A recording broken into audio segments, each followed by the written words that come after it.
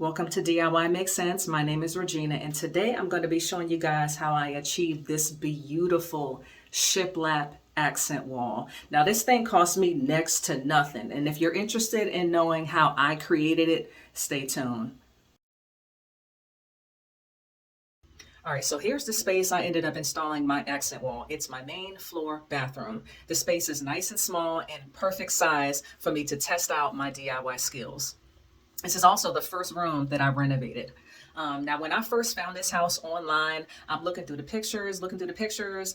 I know this house has a main floor bathroom, but why isn't it posted? Why isn't it advertised? So when I came to see the house for the first time, this room is the first one I came to. Beeline straight to the bathroom. And I see why it wasn't posted. It's old, outdated, and ugly. Now let's get this transformation started. I decided to use this wall right here. So first things first, I had to measure my wall, and along the way I learned that my ceiling was not level. Great. Next, I had to do some research and find out what materials were available to me. Now there are a lot of different options, but for the sake of this video, I'm only going to cover two. Now I actually found some shiplap boards. Y'all see the price? And this is apparently one of their best sellers. Based on the measurements of my wall, I would need 16 of these bad boys. Whoo, that's a lot. Come on, budget-friendly plywood. Now, based on the size of these panels, I'm only going to need 2 for this project. So ultimately, this is what I chose to go with. Not only because it's less expensive, but I can customize the cut to whatever size I want. And besides, you won't be able to tell the difference between this and the other more expensive stuff anyway. So why not? And with the prices of wood skyrocketing right now, ain't nobody got time for that. All right, now back to my wall. I know what material I'm going to use. I know the size of the material. Now I just got to figure out what height I want these panels to be. And to be honest with you, I based it all on this air vent. This vent is 8 inches tall, and to make it very easy on me, that's going to be the size of all of my panels. And with the tile baseboard, once I removed that, that gave me the wiggle room I needed to make this work. Here's my wood.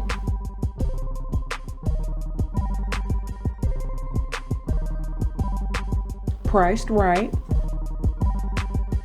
All I gotta do is get it cut. So while I'm at the store, I figured I'd show you guys another piece of plywood. It looks almost identical to what I have. It's the same size, but this is birch, so it's going to be a little bit more expensive. But honestly, for what I'm using this plywood for, and I'm painting it, I really don't need anything pricey. Now, once you get back here, you've got to be organized. Have all your measurements written down. Sometimes I like to have mine written down on a diagram, and I like to go to the store early in the morning, preferably during the week. I'm trying to avoid those long lines during the weekend because I want to get in and out of the store. Now, since I'm already at the store, this is a perfect time for me to go over all the materials I'm going to need for this project. I'm going to need a hammer, nails, liquid nails, a level, a pencil, and a quarter. Yes, a coin. I'll explain in a minute. So while I was there, I ended up buying 2 more things of liquid nails. I had some at home already, but I knew that wouldn't be enough.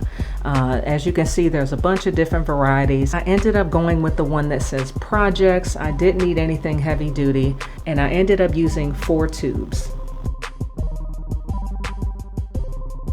Now that I've got my materials and cleared out this bathroom, I can finally focus on finding and marking the studs and get these panels mounted. I'm not going to explain the steps I take on finding wall studs. I have a whole video dedicated strictly for that. It's only about 3 minutes long, and it covers my almost guaranteed methods. If you haven't seen the video, you got to check it out. I will leave it linked below. Now, to mount the panels, I spread some liquid nails on the back, just like this, and I'm going to secure them using 1.5-inch nails.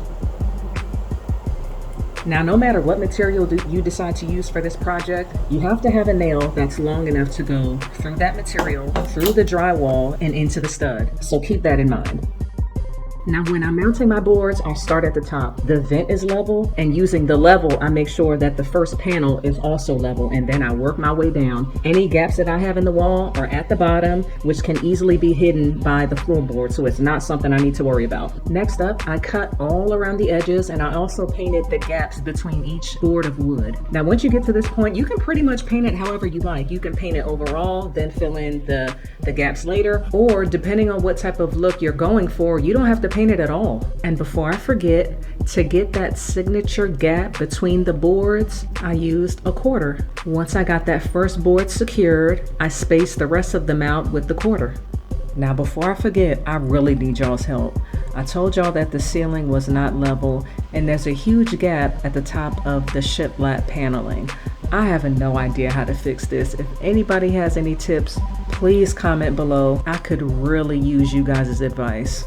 So how much did I save doing this project myself and not calling a contractor in to do it for me? Let's break it down.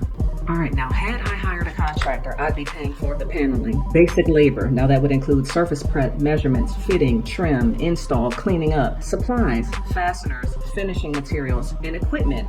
A nailer, saw, a sander, those are just examples. It would have cost me an average of about $450. Now doing this myself, y'all saw how much the paneling was. I threw in a couple more dollars for the liquid nails. Doing it myself only cost me about $35. And in the end, I saved over 400 bucks. You know, this bathroom really holds a special place in my heart. Every time I walk in the room, I just get this warm feeling. It was the first room that I renovated in my house, and it gave me the confidence I needed to tackle all the rest of the projects. So I just love this room. Of course, it started off really just dark and old and outdated. Because it's so small, I had to paint the wall white just to brighten it up and just make it feel like a better space. This wall only took a few hours for me to finish, not long at all. At times I needed help, but for the most part, I kind of tackled it alone. You know, with the prices of wood skyrocketing, don't feel like you can't pull these types of projects off, because you can. My channel is all about being resourceful, not cheap, resourceful, without compromising quality. I want you guys to make your spaces beautiful and be able to create these accent walls, but without breaking the bank. And as you can see, this wall was so simple and easy to do. I didn't need anything fancy to get this project done. Pretty straightforward. Anybody can do this. Now this video is part 1 to this small bathroom makeover. Feel free to subscribe, turn on post notifications to catch the full transformation. And one more thing, this paneling is the only thing in this entire bathroom makeover that I ended up purchasing brand new. The decor, the paint, the finishes were all secondhand. So be sure to watch part 2. You do not want to miss it. Thank you so much for watching. If you enjoyed this video and found anything in it helpful, please like it and consider subscribing. Wait, you here and you not subscribed yet? Boo, it's free. Go ahead and do that. I will catch you guys in the next one. Bye.